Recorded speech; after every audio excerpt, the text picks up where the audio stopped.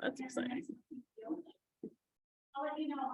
All right, we'll go ahead and get started. We are recording this and this will go out in various forms. It's going to come out from both Wyoming Economic Development Association as well as the Business Council is going to put this out with some other materials that they have going on. Welcome, everyone. For those of you that are new to the Prosperity Call, my name is Brittany Ashby. I'm the current director for the Wyoming Economic Development Association. However, I didn't tell her I was going to do this, but starting November 1st, we are going to restructure WEDA here just a little bit and roll together both the lobbying and the director administration of it. And Sarah Dorenzo, who has joined us this morning, is taking over that role and will step in starting November 1st. So for those of you on the call, I haven't put out an email yet, so that is a first notice to the membership that you will see a new face starting November 1st. So welcome, Sarah. Thank you for joining us today. Thank you. Welcome to everybody. Thank you for joining us. This is not going to be an overly lengthy call, but it is a very popular topic, and I'm very excited to hear a little bit about what some of the shift in processes that the Business Council is looking at for the BRC funds. I am going to turn this over to Bert Adam at the Business Council, and he is going to give us an update and make sure that we are able to ask some questions and give some feedback, and we will go from there. So good morning. Well, thanks, Brittany. A quick introduction for those of you that I don't know. My name is Bert Adam. I'm the Investments Director for the Wyoming Business Council. Excited to share with you guys today and keep everyone in the loop with what's going on with BRC.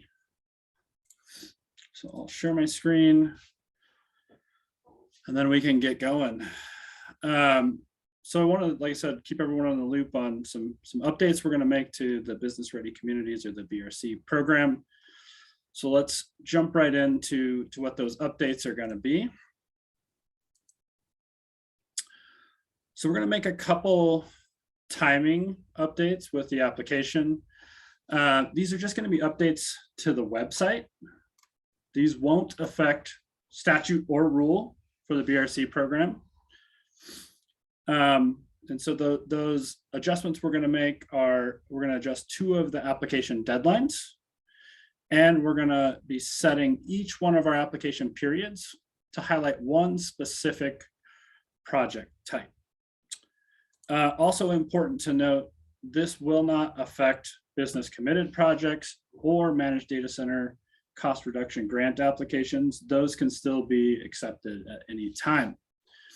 So now that we've generally talked about what the updates are, let's talk about some of the specifics.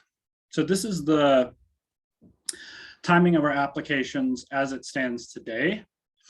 And the first of those updates I want to talk about is just the timing side.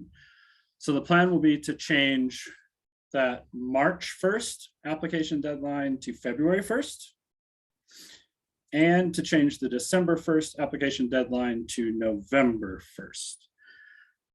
And the goal of that is to create similar times from application to our board meeting. The second update is to highlight specific project types for each one of our application periods and for the resulting board meeting. So that March 1st application that is now February 1st, we will highlight planning. June 1st application will highlight community readiness projects. September 1st will highlight the community projects. And then the December 1st that is now November 1st, we're going to highlight community readiness projects again. And just to reiterate, this doesn't affect business committed or managed data center cost reduction grants. Those are still at any time. So let's talk about why these are beneficial updates. So there's quite a few reasons listed here, but let's dig into each one of these just a little bit. So operational efficiencies is one reason that we think this is a good update. Everyone involved in the process kind of gets an operational efficiency out of this. And the first way that is by highlighting that one specific project type per application. This helps us to optimize the process. specifically helps us to communicate the purpose of each one of the project types to the public, which can help with onboarding of our new board members or onboarding of new economic developers. It also allows us to serve our communities better with their applications, making sure to really highlight some of the priorities of the Business Council in those applications. Beyond that, it should allow for some enriched discussion around these projects and some beneficial comparisons with the projects. And just as a side note, all of these efficiencies can be gained, again, with just that website change, and it doesn't change statute or rules, which means that the project type per community per year stays the same. So as we think about the Business Council priorities, a couple that are kind of top of mind for me, and that I think this helps communicate, is really addressing the jobs challenge, making sure that we've got more good jobs in Wyoming. Other priorities are building resilient communities and really focusing on local capacity. Like I mentioned earlier, this does allow for that standard time between application and board meeting, which will allow for a standard process for every one of the application timeframes. And lastly, the specific project type application dates are optimized for that construction timeline and the typical construction season in Wyoming based on the contract dates. So I'll put up that current timeline back on the screen so we can all see what that is. And so this is the new application timeline for the Business Ready Communities program, including what specific project we're going to highlight each application period. So I'm going to try and anticipate some of the questions that might come and tackle those right now before we open it up for any other questions. But when will this be rolled out live? Our plan is to make the updates to the website tomorrow and have it live for that new November 1st deadline. What about communities that are already working on applications for December 1st? So we've already had conversations with our regional directors and they're great. They've been out in the communities and talking with people that are working on applications to make sure they're aware of these changes that are coming. Will we be flexible with the November 1st deadline? Yes, we're going to be flexible with that first application deadline. However, we will not be flexible on the type of application we look at for the November 1st timeline. So with that, I'd open it up for any questions on the timeline and these updates we're going to make to the website.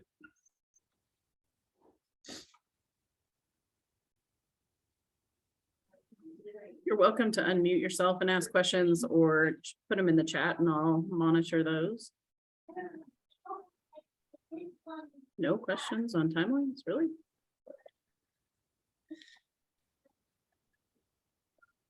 Doesn't look like it, Bert. I have a question for Bert. Bert, Yeah, why Josh. is it today that you're wearing a suit jacket and I'm wearing a vest? That's the only question I have for you. Because I'm presenting as being recorded and you're not. Good point. Good point.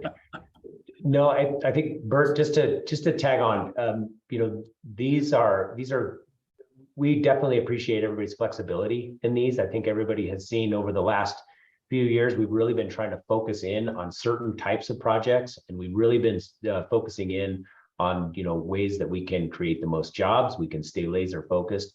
And I think in addition to kind of helping us stay focused on that as a state, which was one of the original charges that I heard from our governor and our board of directors, is to stay focused on those that really bring that return.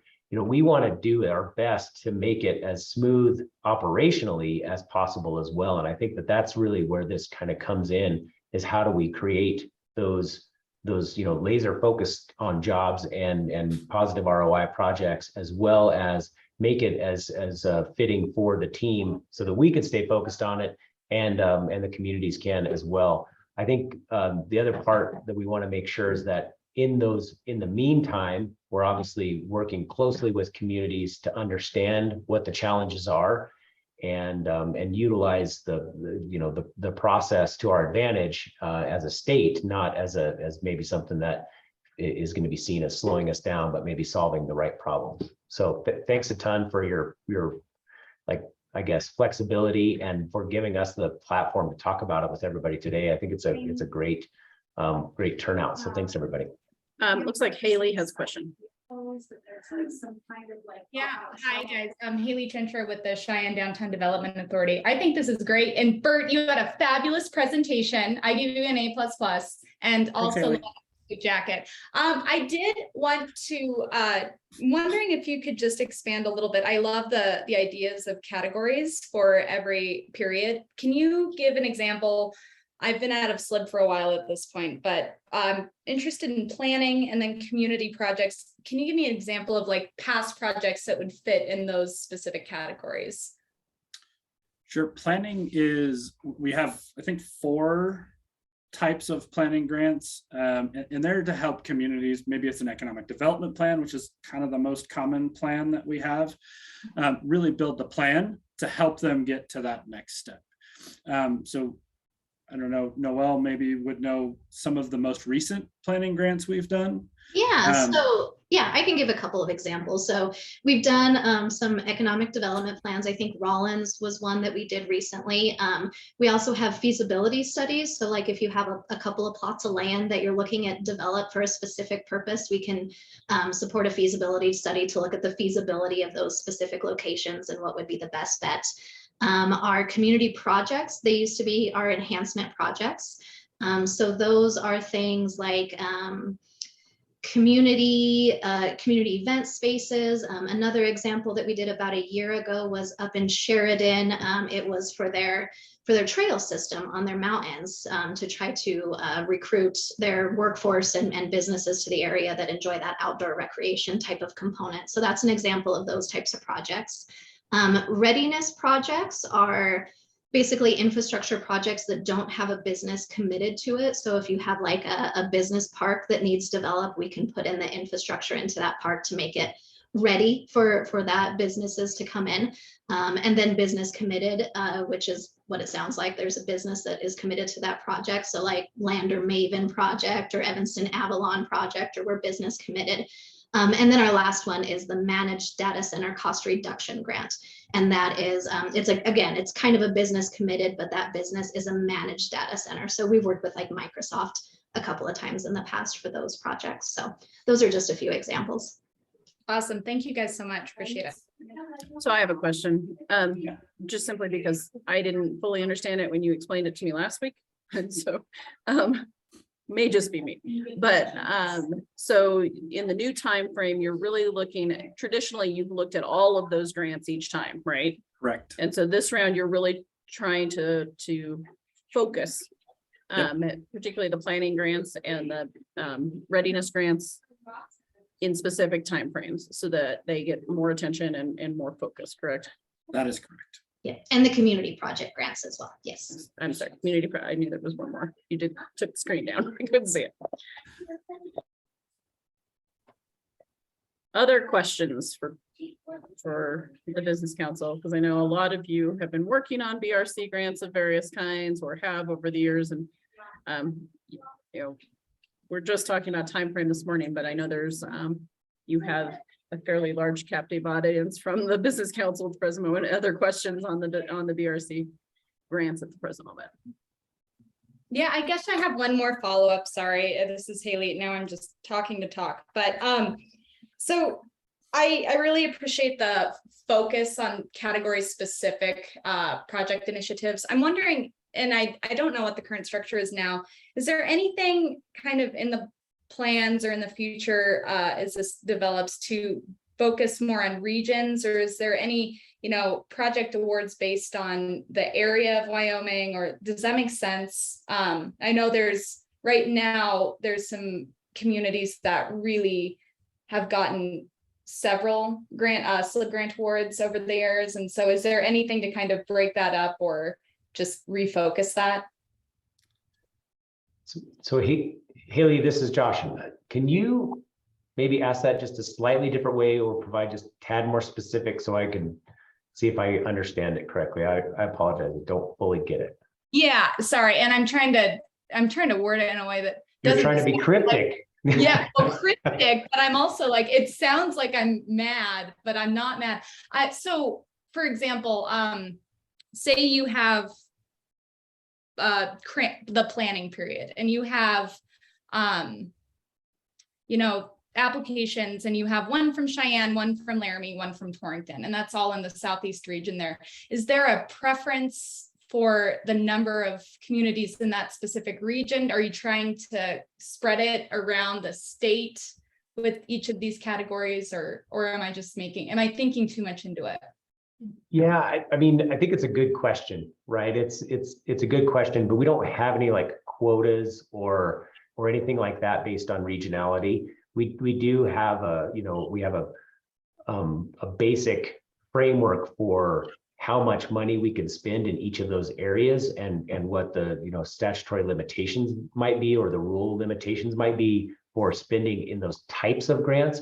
But we don't have any quotas or anything like that. Or, oh, sorry, Southeast Wyoming, you've used up your money for this time period, and no more grants can be accepted.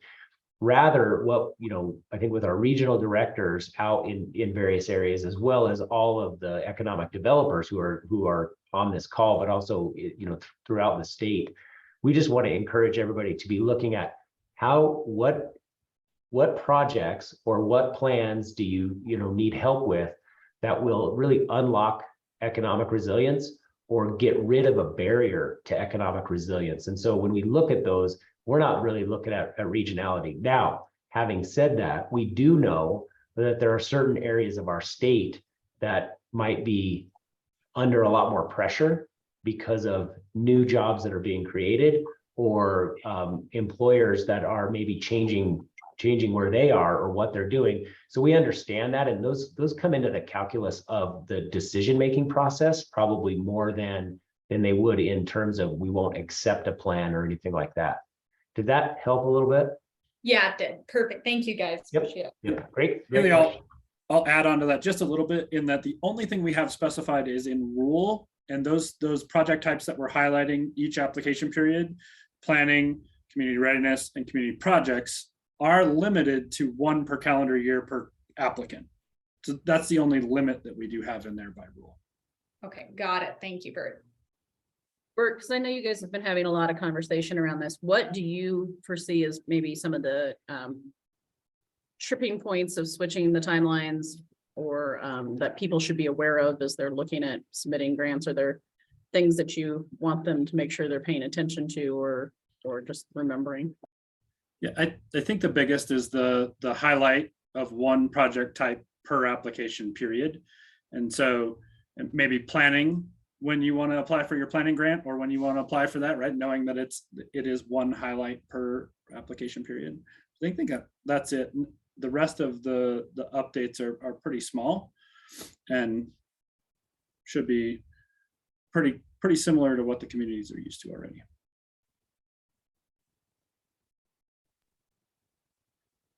Any other questions?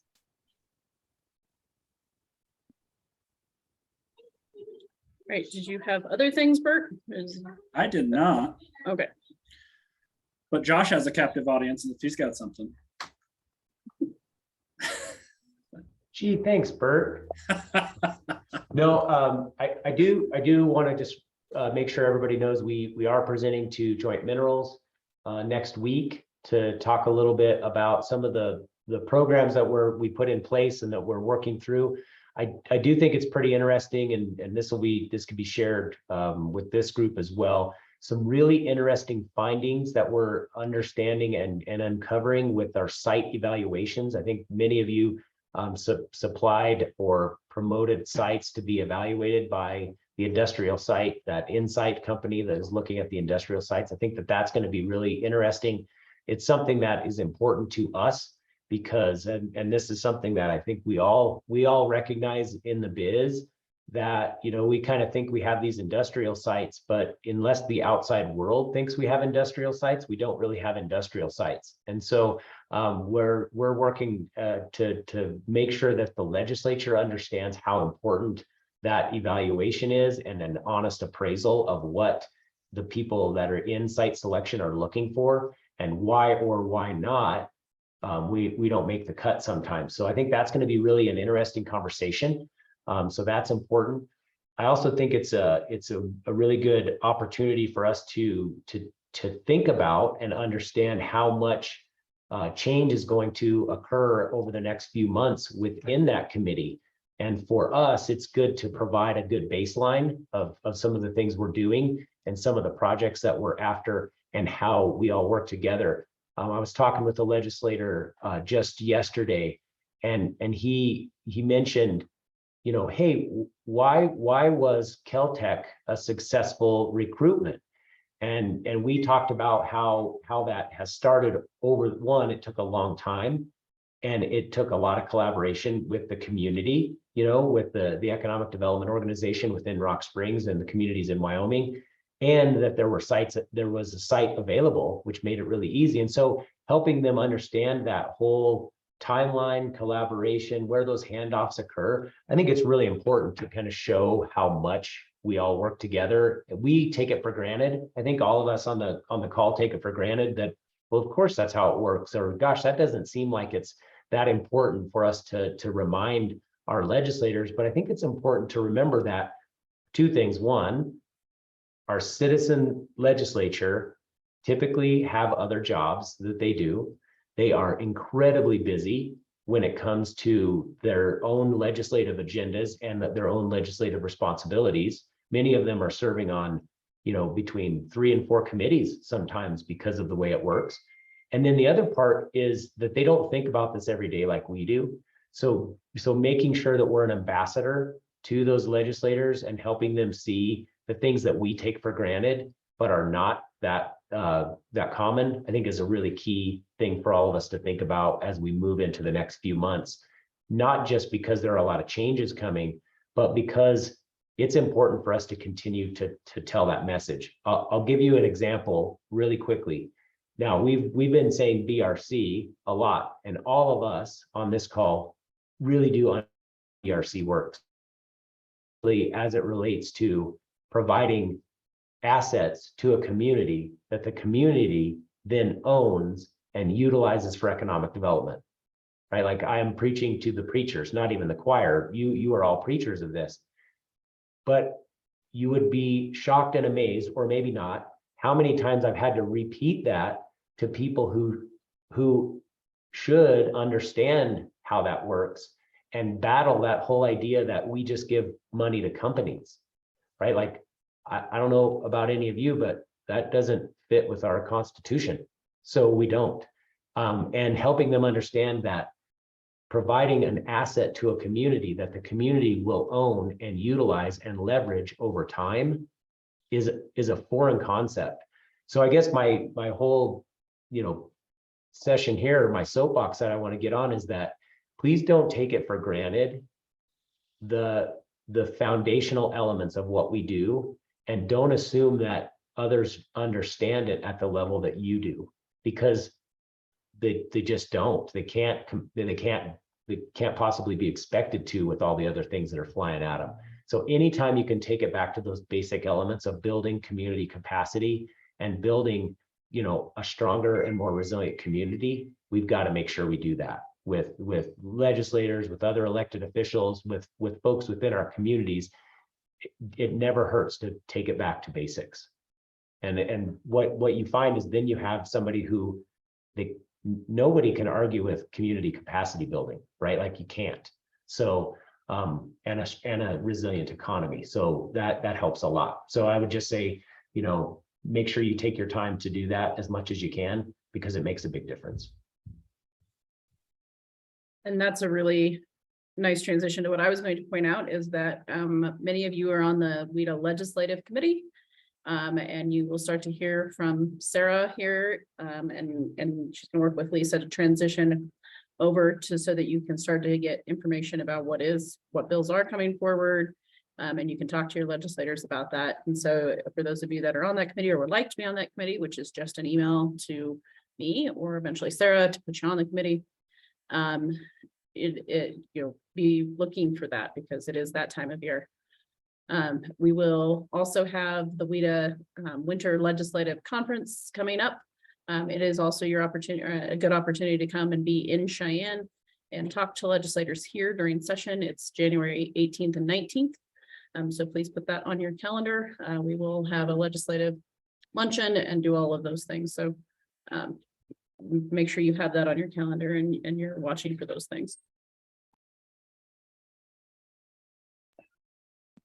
All right, anything else that people have questions on? I also wanted to point out, I pointed out Sarah, but as part of the additional resources, not just BRC, the Business Council has added some fantastic people resources here in the last few months, and we will work on doing a visual. I know they put it out in the newsletter, but we'll do a visual introduction to them. I did not prepare them for that, so I'm not going to ask them to do it now. Many of them are on the call.